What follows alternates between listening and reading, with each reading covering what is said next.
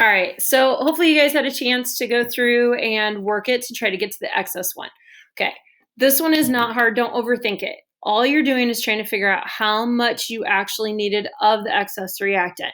Okay, so what we did is we had 70 grams of iron produced, okay, theoretically. So we're going to run it back to the excess reactant. And like I said earlier, you're literally just taking that reaction that you already wrote out and flipping it and reversing it. So you can look at it. My screen doesn't show both of them right now, but you can see that we just went back the other direction. So we're going from the 70 grams of iron over to the grams of sodium. That tells us that we have 86.25 grams of iron that we would have used. Okay, so when you do this based on the 70 grams, you do the stoich, it'll say, hey, we needed 86.25 grams of iron. We didn't need the whole 100. If the question asks how much is left over after the reaction's taken place, you're going to subtract them.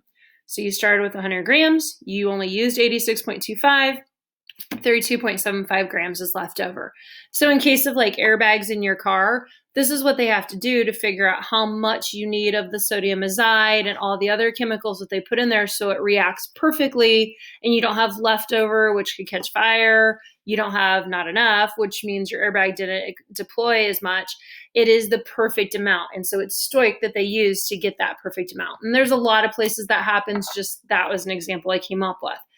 All right, so if you're having any questions with these, please send me messages. Don't be afraid to ask. Show me what your work is and show me where you guys are with this right now.